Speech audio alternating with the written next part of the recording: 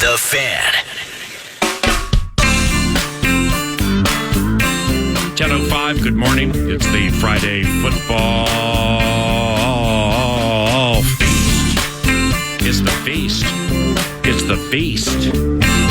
It's a beast. It's KFAN. Potpourri. Some 9 to noon Friday topics related potpourri. You know, it's that word that looks like potpourri. Potpourri.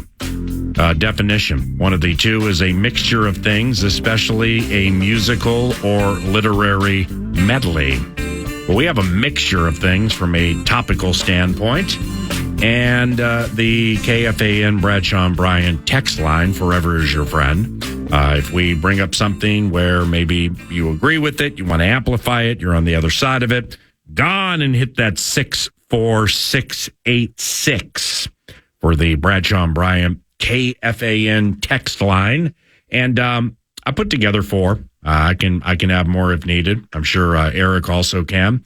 And we're going to mix it up with some potpourri-related sports topics. At least all of mine are sports. One of them might not be if I add it. But here are my potpourri of topics from which Nordo will choose.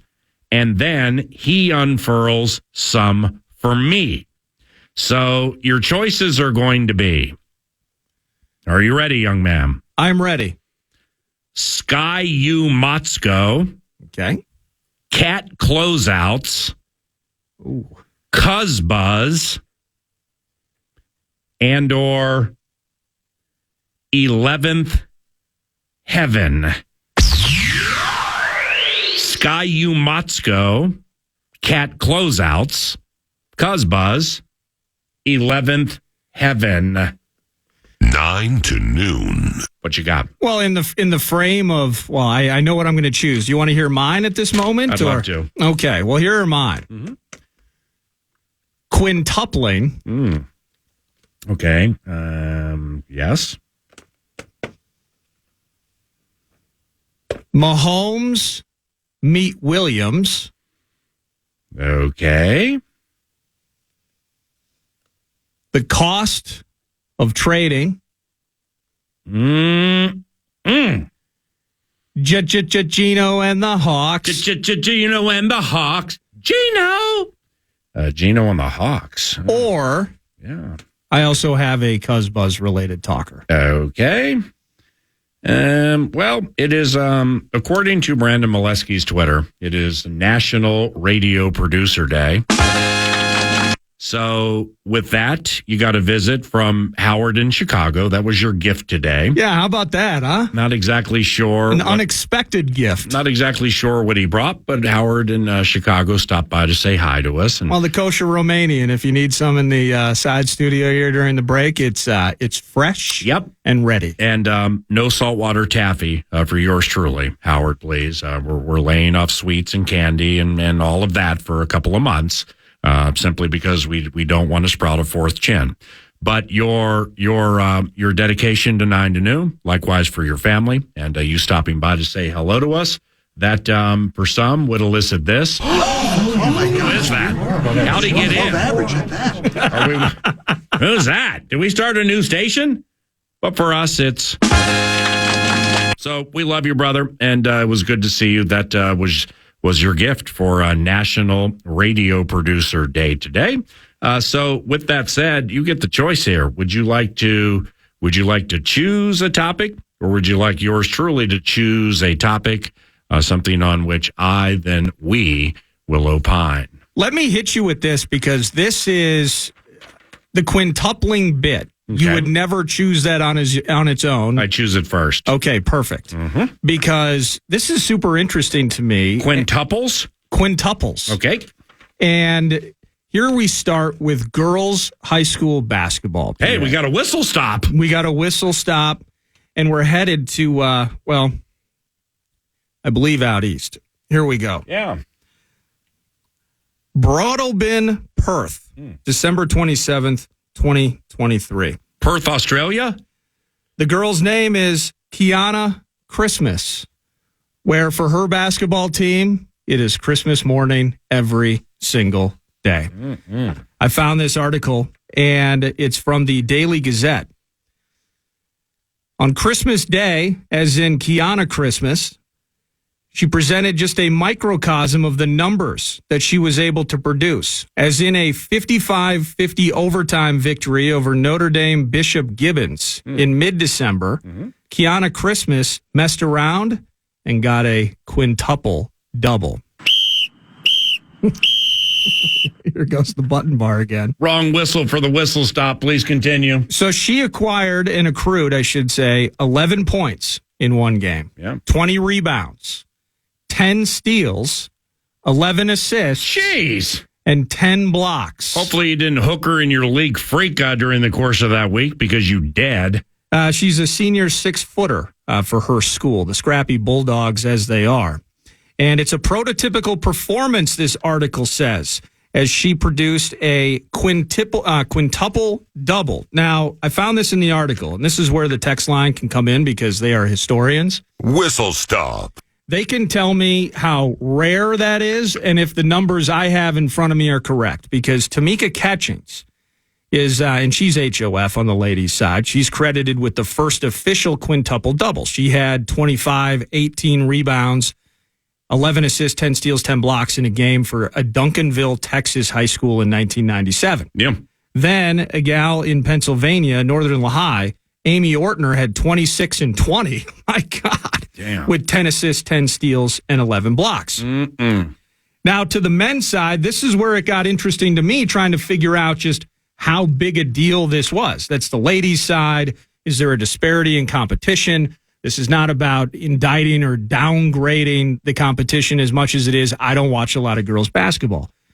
Did you know that there has never been an official quintuple double in the history of the NBA? Wow. And it says here, Wilt Chamberlain had an unofficial one. Yeah. They did not count recording. They did not officially record blocks until 73, though. What about Oscar Robertson? Is he on that list? No, he is not. He before Russ did it within the last decade, Westbrook, Oscar Robertson was the only player to average a triple-double throughout his career. Yeah, and he had that. It was decades, right? Decades before Russ came along. Yes. So that's how rare even a triple-double was. There have only been 4 quadruple doubles in NBA history. Nate Thurmond, and he did it for the Bulls in 74. Alvin Robertson of the Spurs in 1986. Let me see if I can name the teams with the next two. Go ahead. Well, these are... It's easy now? Hakeem the Dream. Yeah, okay. Robertson, okay, got it. Go ahead. Yeah, in 1990, the Admiral, David Robinson. Yeah, got it. In 94. And then, but you mentioned, so Wilt Chamberlain, by the way, in 1968, he had this game, 53 points, 32 rebounds, 24 blocks, 14 assists, and 11 steals. And I'm up here starting Wes Unseld in my League Freak 8 because I'm worried about Wilt's knee. So I always love that one. There were people who might have said that back then. So it's the whistle stop in terms of celebrating Kiana Christmas. That's unbelievable. Who is an absolute all-star. Yeah. But where this all comes down, okay, 4 quadruple doubles in the history of the NBA. My question to you, Wembanyama, what do you think? Could he get one? Could he get one? Points, yes. Blocks, he's already done it. Rebounds, cinch. But can he pass? Oh, but can he steal? I mean, 10 threes. He can hit threes. No shot. The answer is no. Oh my God. The answer is no. I mean, it's just things are managed so differently now. Yeah. Where, he's 7'3", 7'4", whatever he is. He's slight of frame. That they already are managing minutes because he's 19 or he's 20. He's one of the two. So, it's that body with the way he plays with those knees, as they move forward, I just don't know if he'll get requisite minutes to be able to do that against the level of competition against whom he plays. Yeah. And when Wilt played, with all due respect, there were like 10 teams, and each team had 8 Paul Fletchers running around in shorts that were too tight. I always love that one. So I'm not diminishing what he did, because he did it with all they had in front of him at the time. And it's really all he could do. And likewise for the women's game, I don't know enough about that. But in this day and age, if Wemby or somebody is at 18, and 10 blocks with 6 steals and 6 minutes to go in the game, I mean, that there is not a player in the NBA worth their salt in whatever that will let him do that. I mean, they just dog. I mean, hey, you're going to win the game, and the triple-double's cool.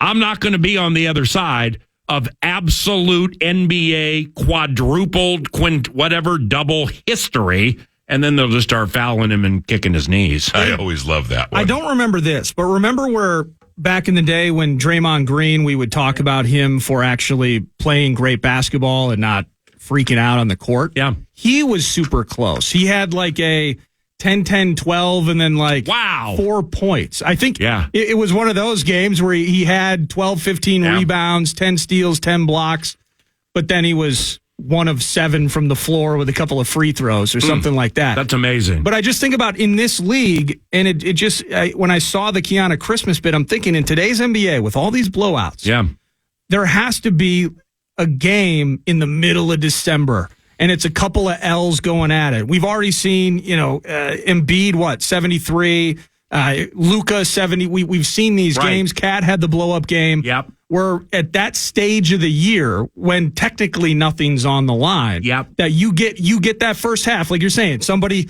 triple double in the first half for Wemby. All he needs is to start passing the ball. It feels like at halftime, Pop's going to be like, here's the deal. Yeah. Every offensive set, the ball starts in Wemby's hands down low, and now we're popping corner threes, and they spend, even if they lose the game, or at least if it's close, they're going to spend the entire second half trying to get those pop-out assists. Well, there's a player here this evening. If the focus, was first and foremost, you can't come into the game with that as the focus. Nobody does. Right. But then things happen. Like in our league freak battle this week, they're like, this would be the perfect example. I have a guard on my team named Derek White. Well, in the first 2, he's the best shot blocking guard in the NBA, and it's not close. In the first 2.5 minutes of the game, he had 3 blocks. So, that something like that has to happen, where you have to be like, okay, there's a timeout. Damn, man. Damn, you already got 5 assists and 3 blocks. Well, then you start thinking about it a little bit. That's a good point. Winning the games first and foremost, but Derek White would not be a candidate for that, but a guy here this evening, Giannis would. I mean, Giannis can get 10 in 3 minutes. He can get 10 rebounds in 6 minutes. He passes.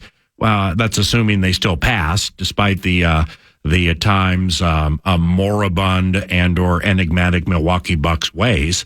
But he can block and steal. So he can score, rebound, pass, block, steal, and to a certain extent hit threes. It wouldn't be threes with him. So with Giannis, end of the first quarter, I mean, for this to be a thing, somebody needs to be 10-8-8-4 at something. Oh, yeah. 10-8-8-4 at the end of the first. Just think how hard that is to get. 10-8-8-4. That was a wonderful, wonderful topic. I really love that. All right, the metaphorical, the symbolic potpourri of topics wheel is spinning. That's a bad wheel. That's terrible. I wish I'd taken a picture. You tried to do that. Want to hear my heartbeat? Oh, that's not bad. Doing some ultrasounds lately. That's what it sounds like. Okay. God bless you on that, too, by the way. Here are your choices with the potpourri.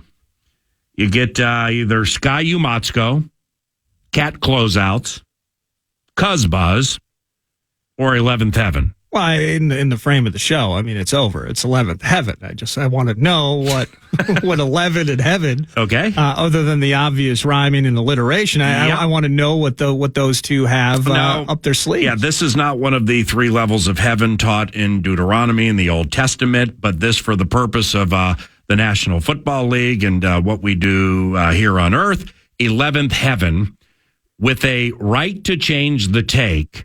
Give us one player you'd like at 11 and why.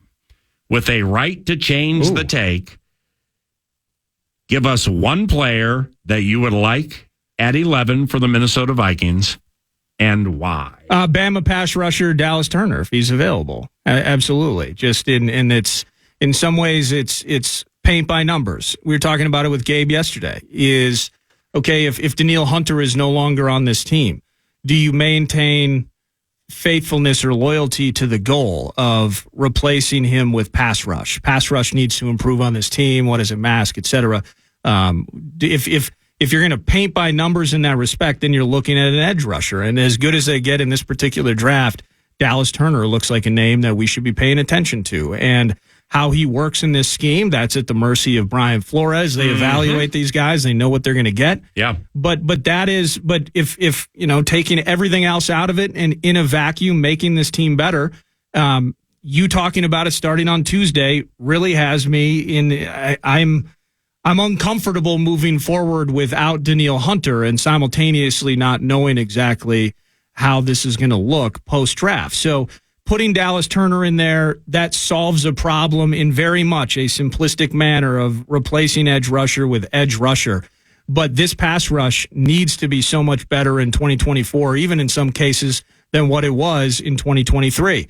Brian Flores might like to blitz, but with this particular roster, it felt like there was a necessity to blitz to get what you wanted accomplished in the course of a play and in the course of a scheme. So the better that they get with pass rush, actually the less predictable and potentially more lethal that the Vikings and Brian Flores can be with said blitzes, as unique and as exotic as the defensive coordinator might want to get. Replacing a Danielle Hunter, I say get Dallas Turner in here at pick 11, and while we're all sweating the QB talkers later on, we would feel very heavenly with him on our team. Football feast. I will take cost of trading. Cost of trading. Ooh, the cost of trading. Mm-hmm. So I found a couple of talkers from Daniel Jeremiah of NFL Network, and he does his pre-combine bits, and this time of year, there's like a handful of people, and it'll be Mel Kiper and others. But everyone kind of tugs at the cloth, PA. Everyone kind of bows to the excellence of certain people that cover the NFL draft. And I've always had a ton of respect for Daniel Jeremiah and the work that he's put in, kind of grinding his way up through the TV gears. I think from that standpoint, and this is not to eliminate anybody and put them off in a box and just ship them off to sea. Bucky Brooks does about the best work. Jeremiah does terrific work, but I've gotten to know Bucky through the combine. Yeah. So I'm going to see him again next week. And, man, if you listen to Bucky break things down outside of what you read in print, man, Jeremiah and Bucky Brooks, that's a 1 and a 1A right there. Well, they're phenomenal. Let me hit you with this then. Another aside is, so Mike Mayock spent so many years analyzing the draft. Yeah. And I have a ton of respect for Mike Mayock. He's OG. He goes to Las Vegas, and he works with John Gruden on the Raiders. That whole thing doesn't work out. Gruden's out of the mix. Mayock now out of the mix as well. But Bucky Brooks, why is it, and maybe Mayock's the answer, that things didn't go well in Las Vegas, and Mayock was just so terrible at it. I think there are other, I would not lay this at the feet saying that Mayock made awful decisions. They put things together and it didn't work out. Yeah. And I don't know enough about the situation. Yeah. But a guy like Bucky Brooks, is he out of the fraternity because he's on TV? When he's on NFL Network and he has to say certain things about an organization, but then in the offseason, he's doing interviews for organizations to come into their personnel departments, potentially make big decisions, be an executive for that team. I'm kind of shocked that a guy like Bucky is not an executive for a team. I doubt that money is part of the conversation as much as, is it because you're on TV, you're technically out of the fraternity, despite being so plugged in and still quite devoted to the players in the league. Well, and we'll listen to it, after the Burke bit later in the radio show, maybe News du Nord, but you mentioned something with former Vikings general manager Rick Spielman and Kirk Cousins. Well, Rick was general manager. Was he for the Dolphins? I believe the Dolphins. Head of player personnel, maybe? Something like that. Then he was out, and then he stole the show on ESPN. I mean, he was phenomenal analyzing free agents and draft and super comfortable and natural, and they all loved him over there. Yeah, he went in 2000. He started as VP personnel, then senior VP and some ops, and then he was GM in 04. Okay, and well, he did ESPN. He did ESPN between jobs. Well, then he became the Vikings general manager. In 06, yeah. Did that for a long period of time. So he was did TV, tapped on people, got answers, and then was able to come back in.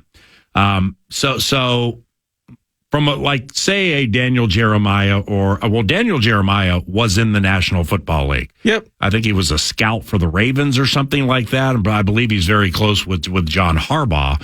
But Jeremiah, he would have learned from Ozzie Newsome too, right? If indeed it was the Ravens, and I could be wrong, but I know he was in the game, maybe the Steelers. But I'm not sure if Bucky Brooks ever was in the game as like a scout or whatever.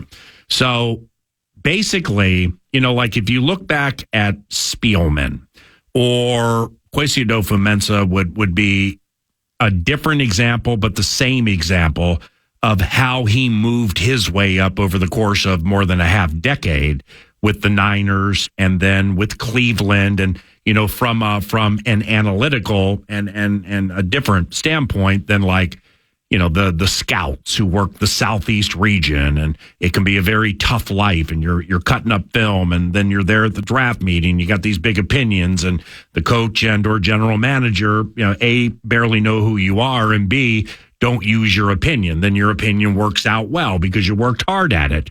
So there's just a way they have come up in the past, and it takes quite some time, and it can be arduous. Now, that doesn't necessarily mean it has to be that way for everybody.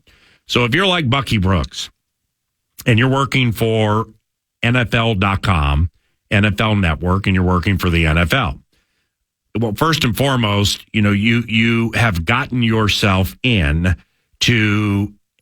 you're vested in a pension that, quite honestly, unless somebody can point something else out better to me, is one of the, if not the greatest pensions to which somebody can be vested. And Fairness and Conversation Act, I'm not one of them.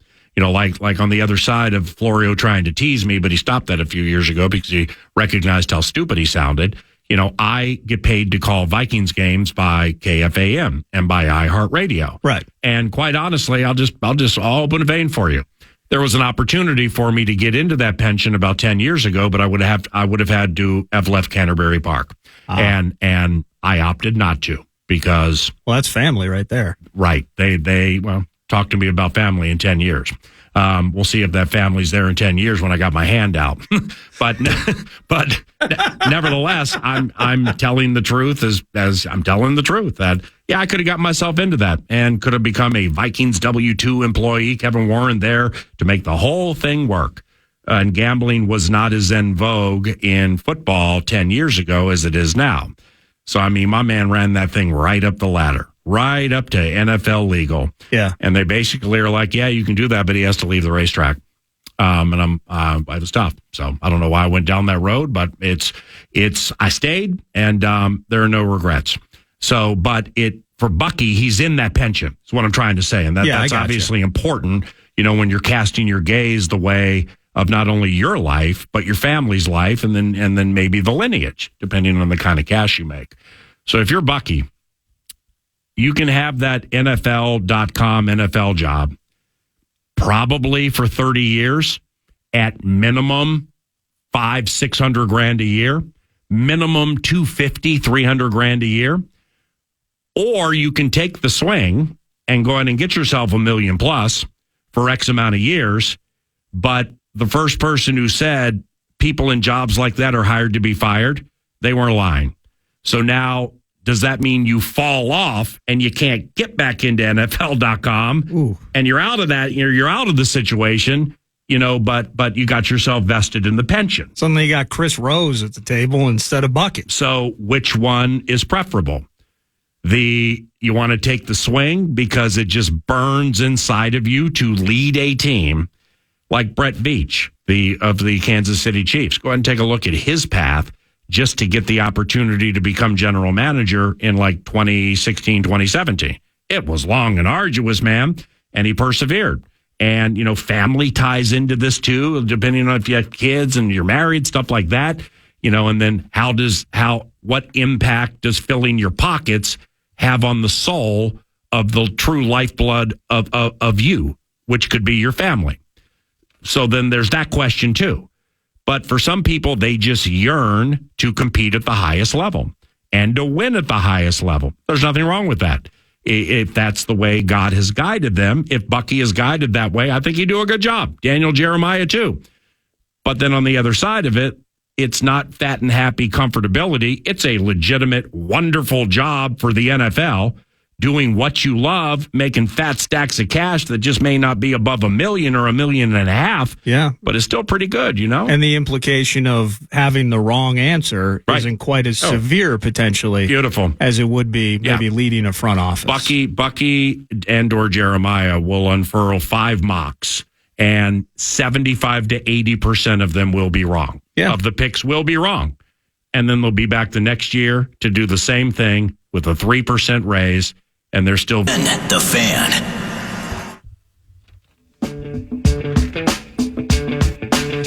All right.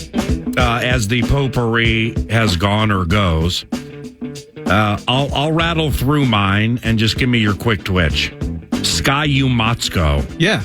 Bob Motzko joins 9 to noon about 10 minutes from now. Golden Gophers hockey off this week. And then they finish up the Big Ten schedule, get into the Big Ten tournament, and hopefully thrust and push their way to the Frozen Four. Yeah, I think it's a home series with Michigan that wraps up the schedule before the tourney. And the Frozen Four is middle of April at XL Energy Center. Motzko, how into Gophers hockey will you get once the NCAA tournament begins? Once the tournament begins, I'll watch every Gopher game. Absolutely. Until then, I've followed it more because we have Motzko on. Mm-hmm. I am not a diehard hockey guy. Yep. I'm not going to be outside Mariucci with my sweater on, the whole thing. I'm not emotionally compelled like that. But Motzko's team and what he's built, knowing from when he first came from St. Cloud, now this is, and you're an overtime goal away from housing Quinnipiac just last spring, and now I'm watching the Wild, and Brock Faber is in the mix, jumped off the ice in college and immediately belonged in the NHL. I'm in it from an interest and fascination standpoint for sure. Cat closeouts. The potpourri was Finch says the team is really, really good when Carl Anthony plays really, really good defense. How much can we trust that facet of his game, and why? I think that that is something that you trust with potentially one hand behind your back, and that's going to be the key. Is I've watched a more mature Karl Anthony Towns this season. I still see the periodic emotional outbursts, and I can see him getting out and via being in his own head, he gets out of moments in games. But I think what you've seen defensively overall with this team this year, and Carl is a massive part of it, to Finch's point, I think you can trust that. You can trust it for the long haul, save for a few moments. I've been very, very impressed with Carl this year, and the defense definitely deserves all the props that he'd be getting for it. And lastly, Buzz. Hardcore football.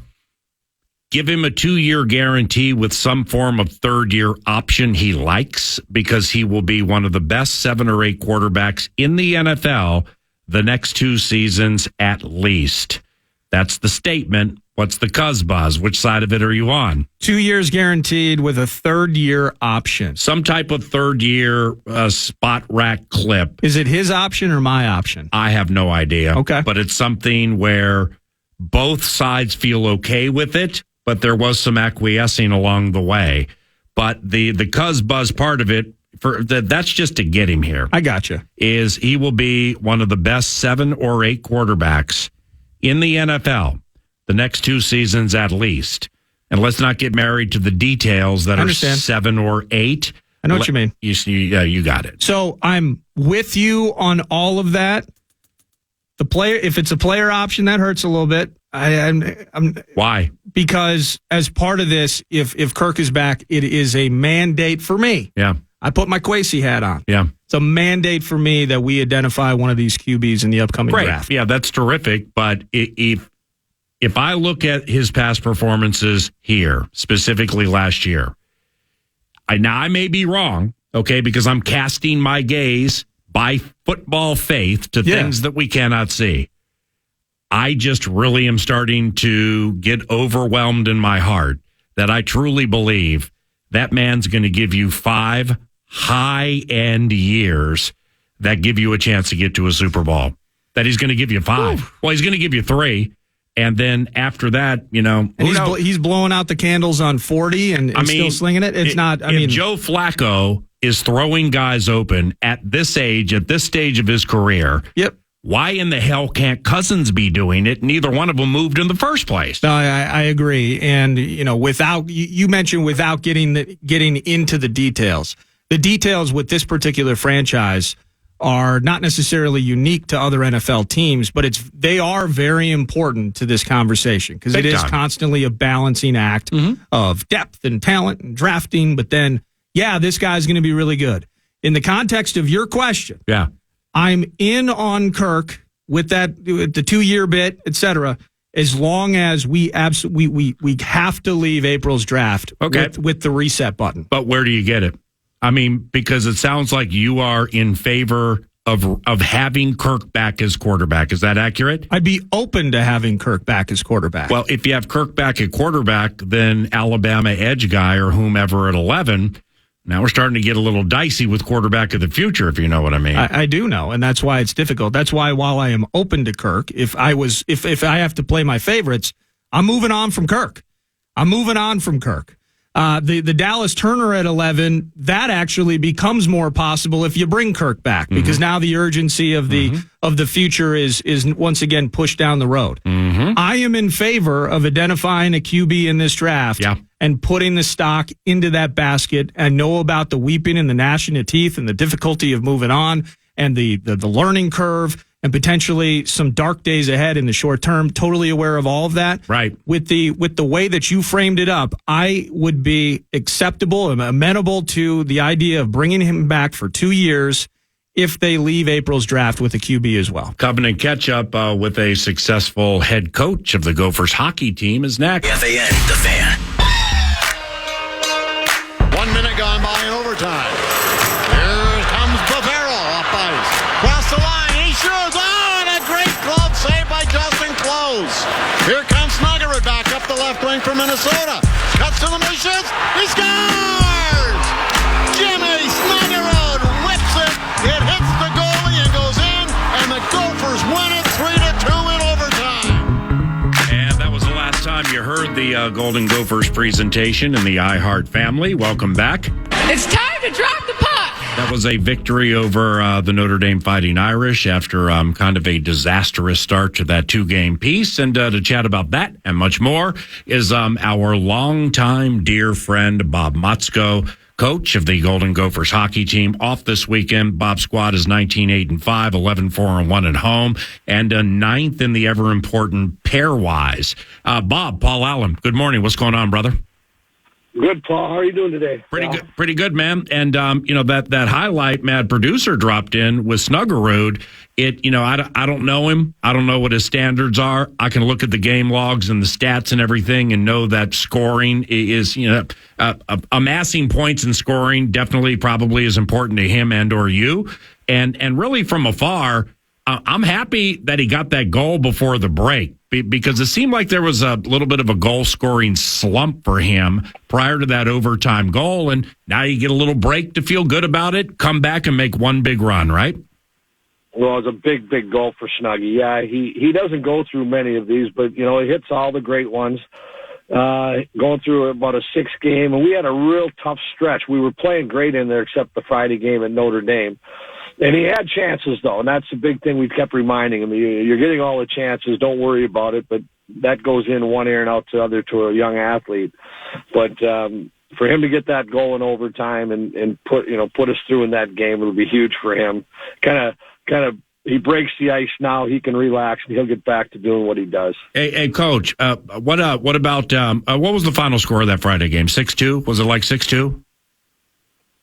6-1. Yeah, 6-1. Put it in the garbage can, though. Okay, we're gonna 86 it, as the old schoolers would say. But seriously, how about your life last week, Thursday and Friday? I mean, I call you 9 to noon. First of all, you're not at Lindbergh. You're at T2. Which was weird in the first place. Yeah. And we had the audacity to have a little bit of snow, like 6 inches. So remember, you were at T2 for 3.5 hours because you panicked and got there too early. And then, so now you got that, which bugged you. Then you get there, and then you have Friday and the 6-1. I mean, good thing you won on Saturday. That was kind of a rough 2 days for you, Bobby. Well, the travel was easy. I just like to complain once in a while, but it was easy getting out there. You know what? We've been going so good, and I really mean that, like for over a month. And you know you're going to have a letdown. Exactly what we told the players Saturday morning. You know what? It was our turn to kind of have an off night after being so strong. But we gotta put it in the garbage can. Like there was no kicking the garbage can. There was no yelling. They'd been going so well. We couldn't possibly get after them because they're putting their heart into this thing. And they bounced back Saturday with just a great effort. And we deserved a little. We had another overturned goal, and one that should have counted that would have put us not. We wouldn't have got into overtime. But those things happen in the review booth.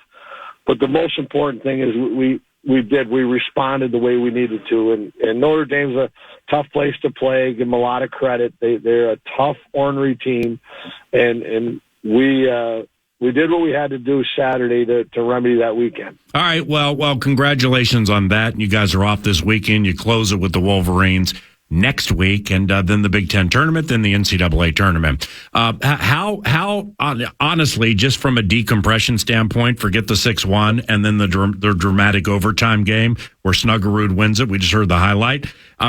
What are the benefits of having a week off this time of the year with just one regular season left before the playoffs? What benefits now? Well, it's more of a mental break right now, and I think all coaches will tell you, and most leagues I know try to put it in February at one point, just get 1 week off. Most leagues try to do it where we have an odd number of teams in the Big Ten, so one team is always going to be off. This comes at a good time for us. You kind of hit the reset button. You can take a week and breathe. And we pretty much, we're home next week. We're pretty much assured. I think we're sure to already be home first round of the playoffs. But we got work left to do, and we can get back after it now. But I just can't stress enough the mental break right now. A little bit physical. We lost one Luke Middlestat Saturday night, but he'll be back when we get going. And then it's the stretch run to the playoffs, and I think that's what's important in February, to have that one weekend where you can breathe. We get to watch some great section play here in the state of Minnesota with high school play, so it comes at a good time for us.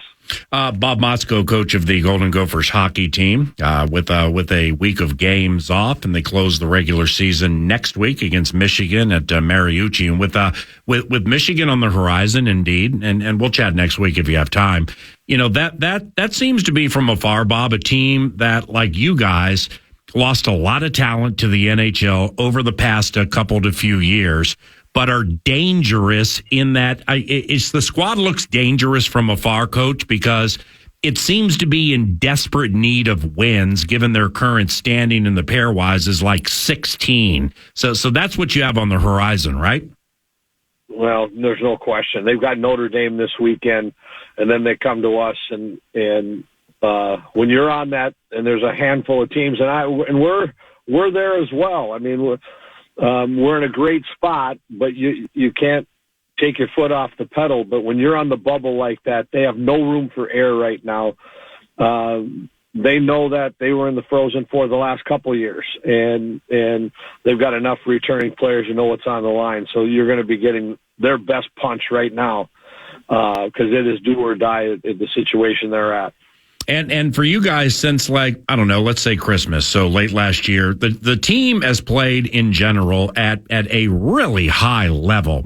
But the second game of series, all right, it's looking at the second game of series. It seems like for whatever the reason, things tighten up for you guys. And I'm saying that positively. It's defensively where do you get like a game and then analyze the film and the past performances, and then inherently and naturally that second game becomes a little more claustrophobic for the adversary? Yeah, it's actually both ways for both teams. You prepare all week long. You can do, you can break down film of your opponent. They're breaking down film of you. The first night, you're going at it, and both teams get a feel of each other, and then you get the counter the next night when both teams know what to expect. And that's why, and it's hard. You win Friday night, you're going to get the A game shot right back at you the next night. And that's something we had to learn the first half. We'd won a lot of Friday games and played well on Saturday, but lost games late, third periods. And that's what I like about our team the second half. We found, much tougher resolve in weekends. Kids have grown up our young guys have grown up in those big critical moments, and that bodes well for us right now as we head to the playoffs. Time for two more. Help me with this one, Coach. The freshman defenseman, Sam Rinzel. All right. Now this is in no way taking away from this young man's level of talent. All right. He leads the team in assists, and with some Gophers fans, I would imagine that's a surprising fact at this point of the season. Freshman defenseman leading the team in success, in assists. So, what with Rinzel, what leads to his success as a first-year player? Well, he's a freak athlete, and we're 6'4", just great skating ability. And he's the great thing for us is he's still scratching the surface. First round draft pick with the Blackhawks, all on this great frame and potential and the skating ability.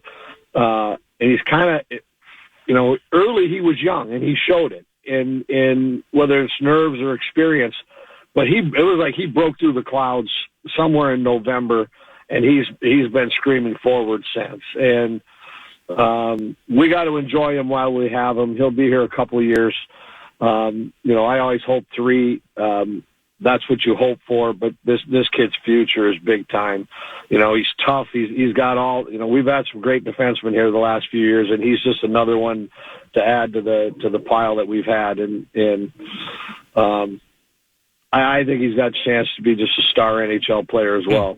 Last one, my man. Little puck talk. And do a sport of a different variety. Do you ever see Ben Johnson in the hallway where you guys work? I mean, he's doing good work with that basketball team, man. Wow, huge win last night with the Buckeyes, and they're put themselves in a great spot for the NCAA. It's been Ben took the job at the absolute worst time in sports. It was right when the portal opened, COVID 5th year. And what he's done, every player when he got the job, I think, left but one. He had to just go into the portal to find players the first year. And then, then I found that, when I've heard that, then he said, okay, let's build this team up and just kind of use the portal as with recruits and build with young players and add some players out of the portal. So in year 3, you got to tip your hat to what Ben's doing and their program is doing. They've had a couple tough losses, that one at Iowa where they had a 20-point lead. They're on the positive side of the bubble. So we're all fired up for Ben and what the basketball program's doing right now. You're fantastic, my man. Enjoy your weekend, probably watching Michigan and Notre Dame. But if not, or if you're doing that, have a blessed weekend, my brother. And I can't wait to talk to you next week, all right? All right, pal. Good to chat. Yep, see you, bud. Bob Motzko, coach of the Golden Gophers hockey team. That's fantastic. And specifically, what he laid out there about Ben Johnson. That was the early theme, 9 to noon. When you go to podcasting the Love Covenant, we started the show with yours truly conceding, A, I'm an idiot, B, I'm a bandwagon jumper, and C, this Elijah Hawkins can play the game of basketball, and he's really, really good, man. Was he fun to watch last night? Thank you, Bob. Talk to you next week. 9 to noon into the final hour today and this week on KFAN.